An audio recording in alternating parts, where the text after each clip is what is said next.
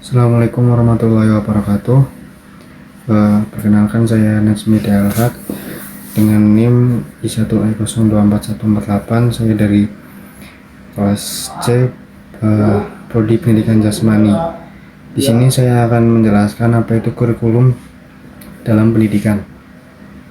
Yang pertama ada pengertiannya, yaitu pengertian kurikulum adalah rangkaian rencana, tujuan, materi, metode, dan evaluasi yang digunakan sebagai pedoman dalam proses belajar mengajar sehingga kegiatan pendidikan terarah dan sistematis.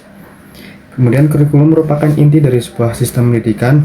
Kurikulum bukan hanya sekedar daftar mata pelajaran, melainkan sebuah rencana yang mengatur tujuan, isi, metode, serta evaluasi pembelajaran. Dalam pandangan mahasiswa, kurikulum menjadi pedoman penting yang menentukan arah pendidikan, sekaligus menjadi alat untuk membentuk karakter, kompetensi, dan keterampilan peserta didik. Perubahan zaman yang cepat menuntut kurikulum selalu relevan dengan kebutuhan peserta didik serta perkembangan ilmu pengetahuan dan teknologi. Oleh karena itu, pemahaman mengenai pengertian, unsur, tujuan, relevansi, dan penerapan kurikulum menjadi penting untuk kita bahas. Kemudian di sini ada unsur utama kurikulum. Yang pertama adalah tujuan. Tujuan dari unsur utama kurikulum yaitu arah yang ingin dicapai dari proses pendidikan. Kemudian yang kedua ada isi atau materi, mencakup pengetahuan, sikap, dan keterampilan yang diajarkan. Yang ketiga ada metode atau strategi, yaitu di mana cara penyampaian materi kepada peserta didik. Yang keempat adalah evaluasi. Evaluasi adalah alat ukur keberhasilan pencapaian tujuan belajar. Selain itu, terdapat unsur pendukung seperti guru, peserta didik, serta lingkungan belajar yang turut memengaruhi keberhasilan kurikulum. Kemudian, tujuan kurikulum. Tujuan utama kurikulum adalah membentuk manusia yang berpengetahuan, terampil, dan berkarakter.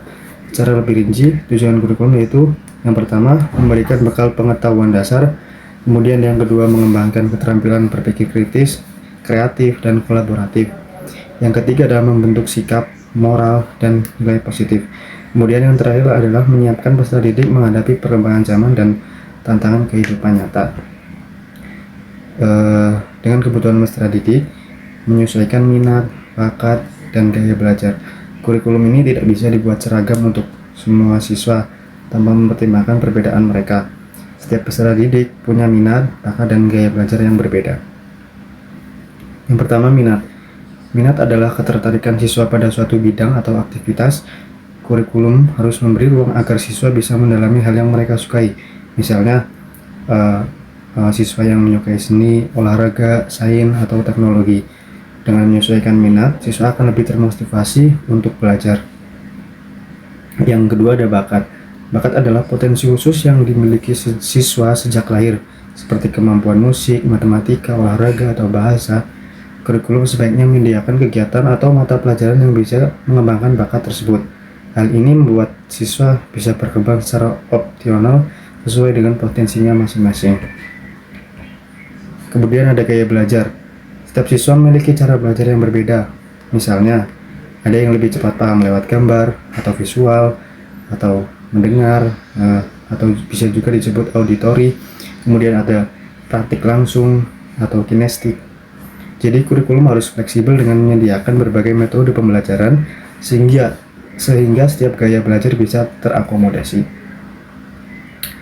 Kemudian ada relevansi kurikulum. Kurikulum harus senantiasa diperbarui agar sesuai dengan kebutuhan peserta didik. Setiap individu memiliki minat, bakat, serta potensi yang berbeda, sehingga kurikulum harus fleksibel.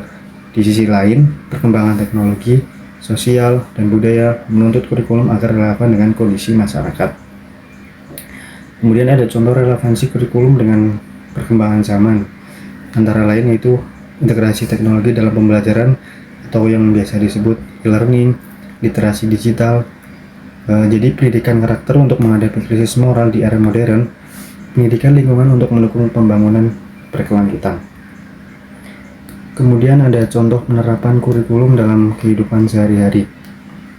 Kurikulum tidak hanya berlaku di sekolah saja, tetapi juga dapat diterapkan dalam kehidupan sehari-hari. Misalnya, pelajaran matematika digunakan untuk mengatur keuangan sehari-hari. Kemudian pelajaran IPA membantu siswa menjaga kesehatan dan memahami fenomena alam.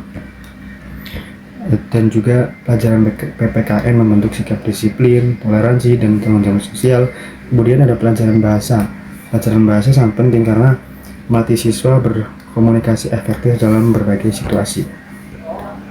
Kemudian kesimpulannya itu, kurikulum merupakan pedoman penting dalam pendidikan yang mencakup tujuan, isi, metode, dan evaluasi. Menurut pemahaman mahasiswa atau pemahaman saya, kurikulum bukan hanya berisi mata pelajaran, tetapi juga pengalaman belajar yang membentuk pengetahuan, keterampilan, dan karakter peserta didik.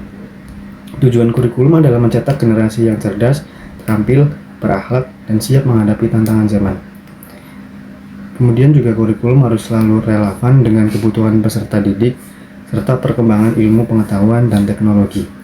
Penerapannya pun dapat dilihat dalam kehidupan sehari-hari, seperti penggunaan matematika, IPA, bahasa, PPKN, dan aktivitas nyata. Mungkin cukup itu penjelasan kurikulum menurut saya. Kurang lebihnya mohon maaf. Wassalamualaikum warahmatullahi wabarakatuh.